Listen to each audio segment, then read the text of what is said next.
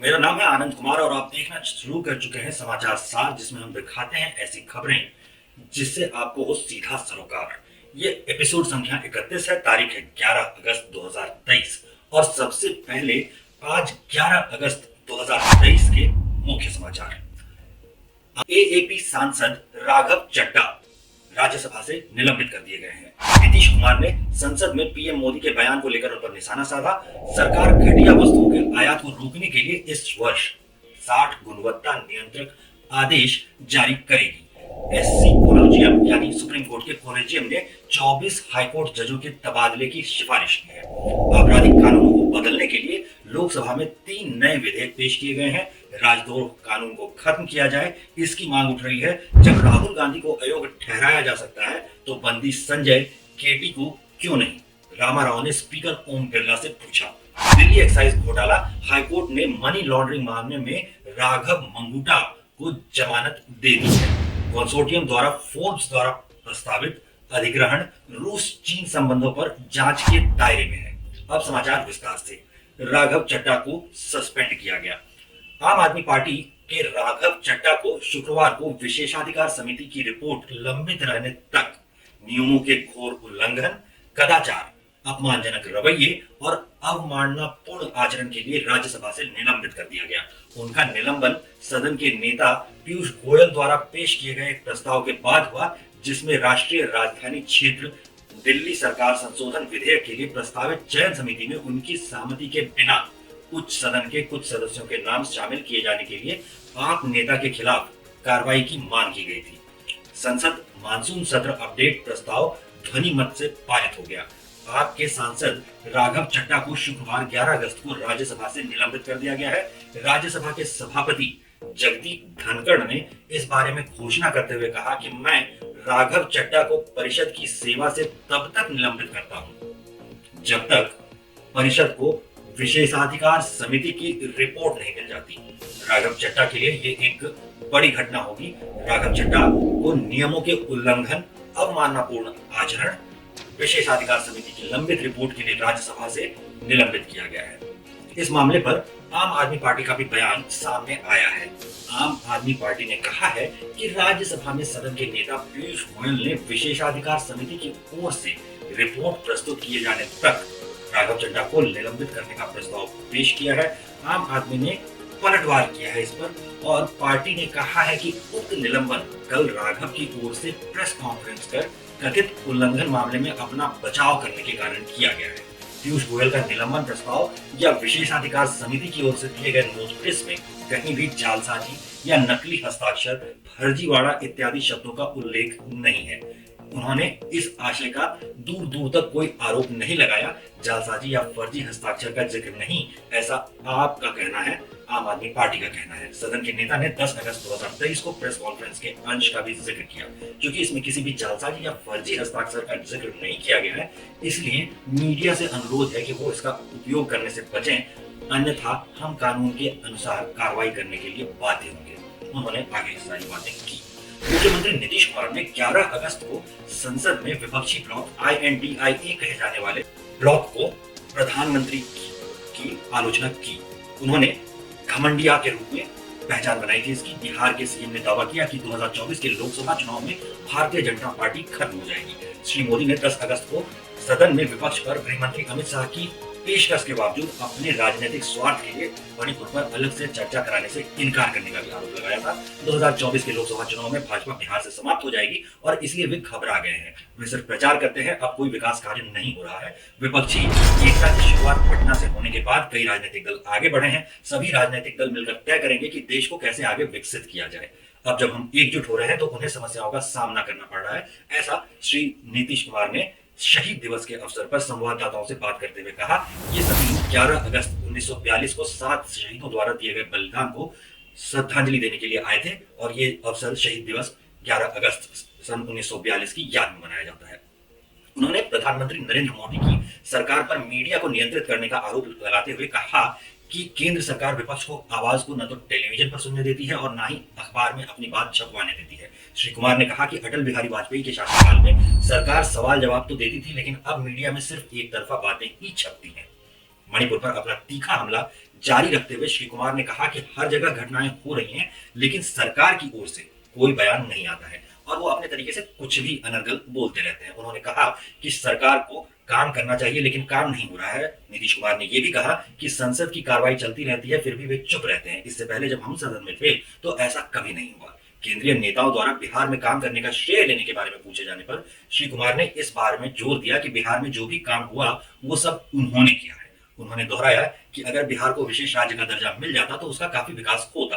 बिहार में जनता दल यूनाइटेड के तीसरे नंबर की पार्टी होने के दावे को लेकर भाजपा पर परोक्ष हमला करते हुए श्री कुमार ने करारा जवाब देते हुए कहा कि उन्हें बिहार विधानसभा के 2005 के नतीजों को बेहतर ढंग से जांचना चाहिए। उन्होंने बिना नाम लिए चिराग पासवान पर भी परोक्ष रूप से हमला बोला। उन्होंने चिराग पासवान को बीजेपी का एजेंट करार दिया। 2005 में हम चुनाव जीते, हमें कितने वोट मिले और बीजेपी वालों को कितने वोट मिले, वर्ष 2010 में क्या हुआ, हमें 118 सीटें मिली और उन्हें कितनी सीटें मिली, हमें कम सीटें मिली। 2020 के चुनाव में हमारे खिलाफ दूसरे लोगों को एजेंट बनाकर खड़ा कर हमें हराने की पूरी कोशिश की गई। जनता सब जानती है। 2020 के चुनाव के बाद मैं मुख्यमंत्री नहीं बनना चाहता था और मैंने मना कर दिया था, लेकिन उन्होंने मुझे यह पद केवल स्वीकार करने के लिए मजबूर किया, श्री नीतीश कुमार ने कहा। उन्होंने आगे याद दिलाया कि 2009 के लोकसभा चुनाव में जब वो भाजपा के साथ थे, जदयू ने 25 सीटों पर चुनाव लड़ा था और 20 सीटें जीती थी, जबकि भाजपा ने 15 सीटों पर चुनाव लड़कर 12 सीटें जीती थी। उप मुख्यमंत्री तेजस्वी यादव ने भी मोदी पर कटाक्ष करते हुए दावा किया कि संसद में उनका भाषण प्रभावशाली नहीं था। संसद में उनका भाषण प्रभावशाली नहीं था और लोग उन्हें सुनने के बाद वास्तव में निराश हुए, क्योंकि वो मणिपुर में महिलाओं के खिलाफ अत्याचार, मुद्रास्फीति और बेरोजगारी पर कुछ भी ठोस बोलने में विफल रहे। अपने पूरे भाषण के दौरान उन्होंने सिर्फ विपक्ष की एकता और INDIA के खिलाफ ही बात की। वो डरे हुए हैं क्योंकि विपक्ष एकजुट हो रहा है और विपक्ष की गुगली को समझ नहीं पाएंगे। तेजस्वी यादव ने ये सारी बातें की।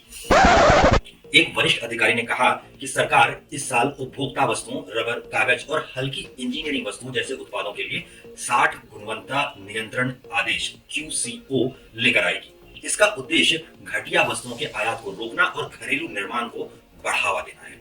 शुक्रवार को उद्योग और आंतरिक व्यापार समर्थन विभाग DPIIT के सचिव राजेश कुमार सिंह ने कहा कि ये आदेश काफी बड़े पैमाने पर जारी किए जा रहे हैं और अब तक AC, रेफ्रिजरेटर, पाइप और सुरक्षा वाल्व जैसे 127 से अधिक उत्पादों के लिए 33 QCO जारी किए जा चुके हैं। उन्होंने कहा कि फिलहाल हम BIA के सहयोग से 60 नए QCO का प्रसंस्करण कर रहे हैं।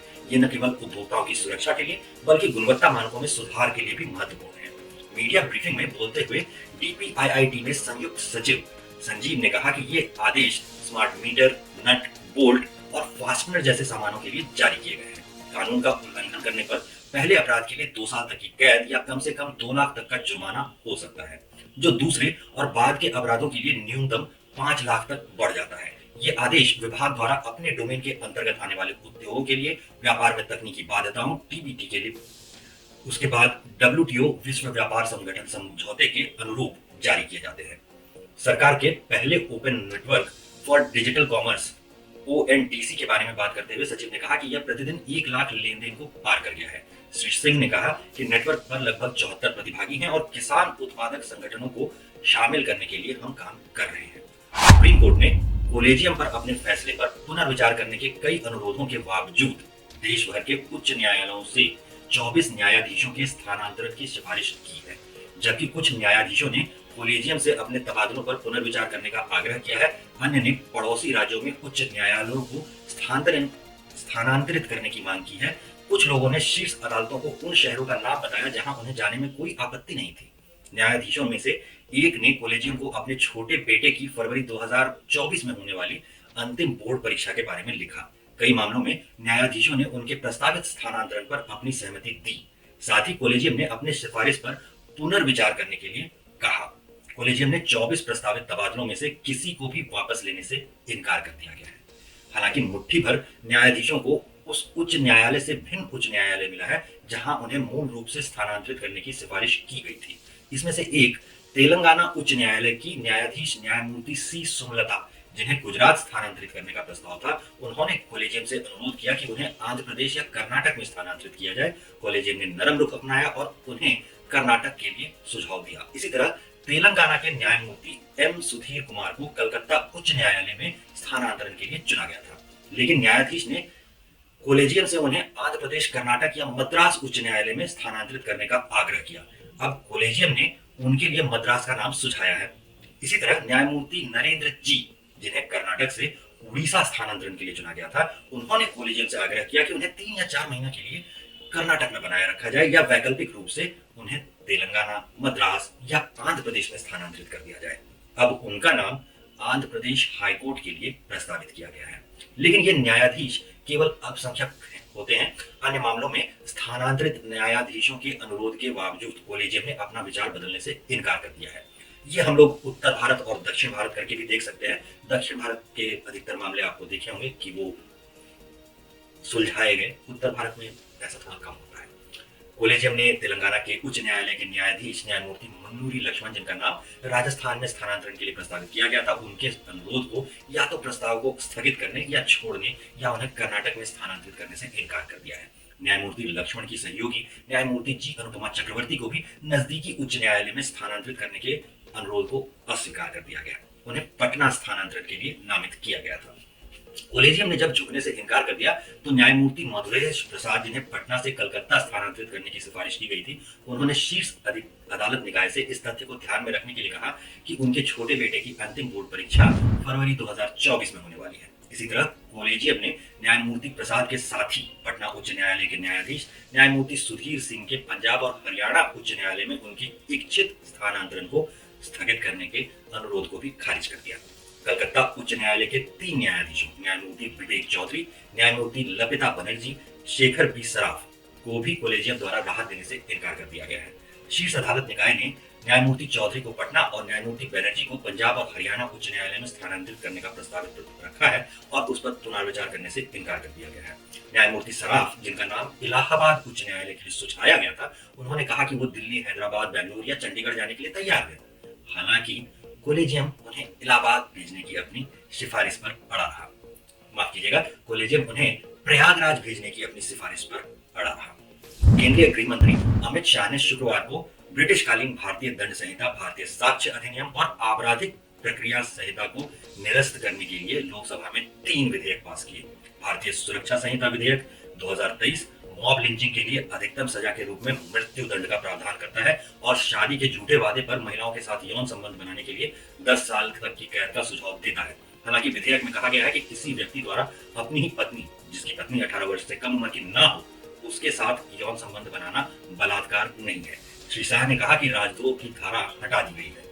श्री शाह ने यह भी कहा कि ये विधेयक पहली बार आतंकवाद और अलगाववाद, सरकार के खिलाफ सशस्त्र विद्रोह, देश की संप्रभुता को चुनौती देने जैसे अपराधों को परिभाषित करता है, जिससे पहले कानून के विभिन्न प्रावधानों के तहत उल्लेख किया गया था, मगर बहुत स्पष्ट ये चीजें नहीं थी।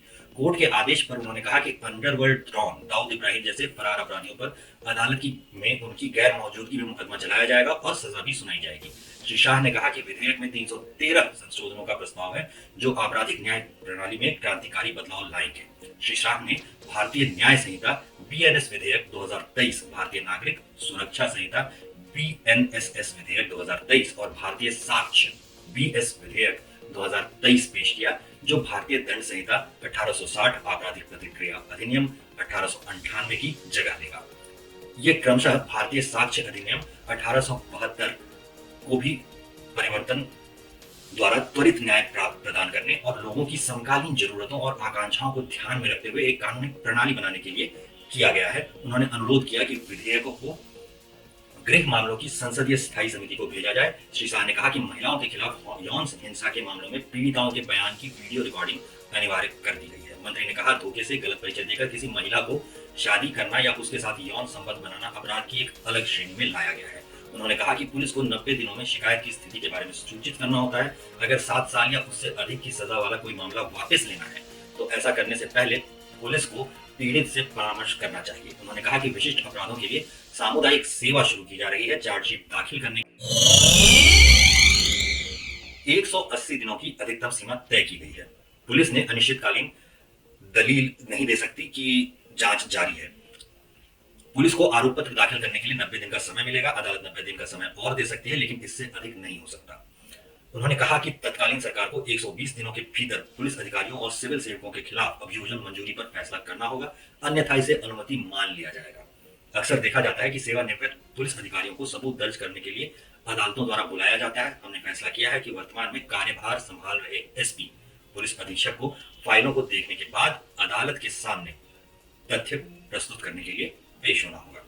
ये क्रांतिकारी बदलाव है। ऐसे मामलों की सुनवाई में देरी हो रही थी क्योंकि संबंधित अधिकारी फील्ड विजिट में व्यस्त थे और मंत्री ने कहा कि तलाशी और जब्ती का वीडियोग्राफी करना अनिवार्य किया गया है और इसके बिना आरोप पत्र स्वीकार नहीं किया जाएगा। श्री शाह ने कहा कि वर्तमान में सजा की दर कम है, हमारा लक्ष्य इसे 90% तक ले जाना है और 7 साल की सजा होने वाले सभी अपराधों का साक्ष्य का फॉरेंसिक संग्रह अनिवार्य किया गया है। उन्होंने कहा कि प्रत्येक पुलिस स्टेशन में एक पुलिस अधिकारी नामित किया जाएगा जो आरोपी के रिश्तेदारों को प्रमाणित करेगा कि वो पुलिस हिरासत में है। कई बार पुलिस संदिग्धों को पकड़ती है और उन्हें कई दिनों तक अवैध हिरासत में रखती है। जानकारी ऑनलाइन और भौतिक दोनों तरीकों से प्रदान करनी होगी, मंत्री ने कहा है। इससे राजनीतिक रसूख वाले किसी व्यक्ति को सजा माफ करने के नियमों का लाभ न मिल सके, जैसा कि हम लोगों ने बिहार में देखा था। उन्होंने कहा कि हमने निर्णय लिया है कि मौत की सजा को केवल आजीवन कारावास में बदला जा सकता है। आजीवन कारावास को केवल 7 साल तक के लिए माफ किया जा सकता है। 7 साल के कैद को केवल 3 साल तक ही माफ किया जा सकता है। तो मतलब अब जो सजाएं एक बार हो गई हैं, उनमें राजनीतिक रसूख वाले लोगों को बख्श देने की जो घटनाएं होती हैं, उसमें भी कमी आएगी। करीमनगर के सांसद बंदी संजय ने आरोप लगाया कि केसीआर की सरकार देश की सबसे भ्रष्ट सरकार है। भारत राष्ट्र समिति बीआरएस के कार्यकारी अध्यक्ष और तेलंगाना के मंत्री केटी रामाराव ने 11 अगस्त को लोकसभा अध्यक्ष ओम बिरला से पूछा था कि क्या भाजपा नेता को सदन में अयोग्य ठहराया है या ऐसा किया जा सकता है। केटीआर ने 11 अगस्त को एक्स, पूर्व में जिसे ट्विटर कहते थे, उस पर जाकर लोकसभा में मुख्यमंत्री के चंद्रशेखर राव के खिलाफ लिखी गई अपमानजनक टिप्पणियों पर आपत्ति जताई थी। मंत्री ने राहुल गांधी की अयोग्यता का जिक्र किया और ट्वीट किया था कि प्रधानमंत्री नरेंद्र मोदी का नाम अपमानजनक तरीके से बुलाने के लिए एक कांग्रेस सांसद को उनकी सदस्यता से अयोग्य घोषित कर दिया। अब तेलंगाना के एक बीजेपी सांसद ने बड़ी हद तक जाकर कल लोकसभा में तेलंगाना के 2 बार निर्वाचित सीएम केसीआर को गंदी भाषा में अपमानित किया। अध्यक्ष महोदय, अब आपको और हमें क्या करना चाहिए? उन्होंने स्पीकर को टैग किया था इस ट्वीट में, इस एक्स वाली पोस्ट में। करीमनगर के सांसद और नवनियुक्त भाजपा राष्ट्रीय महासचिव ने 10 अगस्त को अविश्वास प्रस्ताव पर अपने भाषण के दौरान श्री केसीआर पर निशाना साधते हुए उनकी तुलना रजाकारों के नेता से की, जो वो निजाम के शासन के दौरान लोगों पर अत्याचार करने और उन्हें मारने के लिए कुख्यात थे। उन्होंने केसीआर की सरकार पर देश की सबसे भ्रष्ट सरकार होने का आरोप लगाते हुए टीआरएस को भ्रष्टाचार रक्षक समिति भी कहा था। दिल्ली उच्च न्यायालय ने कथित उत्पाद शुल्क घोटाले से संबंधित धन शोधन मामले में वाईएसआर कांग्रेस पार्टी के सांसद के बेटे राघव मंगूटा को जमानत दे दी है। दिनेश कुमार शर्मा न्यायमूर्ति, जिन्होंने पहले सांसद मूटा श्रीनिवासन रेड्डी के बेटे को अंतरिम जमानत दी थी, उन्होंने दर्ज किया कि राहत दी गई क्योंकि प्रवर्तन निदेशालय ईडी ने उनकी जमानत याचिका का विरोध नहीं किया था। ईडी ने अपने जवाब में कहा कि चूंकि आरोप जांच में सहयोग कर रहा है और अपराध से प्राप्त आय का पता लगाने में सहायता कर रहा है, जो अन्यथा मुश्किल होता, इसलिए उसे जमानत दी जा सकती है। अदालत ने 10 अगस्त के आदेश में कहा कि ऊपर दिए गए बयान और यहाँ बताए गए तथ्यों के मद्देनजर 18/7/2023 के आदेश के तहत चिकित्सा आधार पर 4 सप्ताह के लिए दी गई अंतरिम जमानत को पूर्ण बनाया गया है। निचली अदालत की संतुष्टि के अनुसार 2 लाख रुपए के निजी मुचालके और इतनी ही राशि की 2 जमानतें भरने पर नियमित जमानत पर रिहा किया गया। अदालत ने राघव मंगूटा पर कुछ शर्तें भी लगाई हैं, जिसमें यह भी शामिल है कि उन्हें अपना पासपोर्ट सरेंडर करना होगा, बिना अनुमति के देश नहीं छोड़ना होगा और जांच में सहयोग करना होगा। इनसे यह भी स्पष्ट हुआ कि आदेश को अन्य आरोपी व्यक्तियों के लाभ के लिए एक मिसाल के रूप में नहीं लिया जाएगा। 18 जुलाई को अदालत ने राघव मंगूटा के उनके खराब स्वास्थ्य के कारण आंतरिक जमानत दे दी थी। आम आदमी पार्टी के वरिष्ठ नेता और दिल्ली के पूर्व उप मुख्यमंत्री मनीष सिसोदिया, राघव मंगूटा और अन्य के खिलाफ मामलों की जांच कर रही सीबीआई और ईडी के अनुसार उत्पाद शुल्क नीति में संशोधन करते समय कथित तौर पर अनियमितताएं की गई और अनुचित लाभ दिए गए। लाइसेंस धारकों के लिए दिल्ली सरकार ने 17 नवंबर 2021 को नीति लागू की, लेकिन भ्रष्टाचार के आरोपों के बीच सितंबर 2022 के अंत में इसे रद्द कर दिया गया।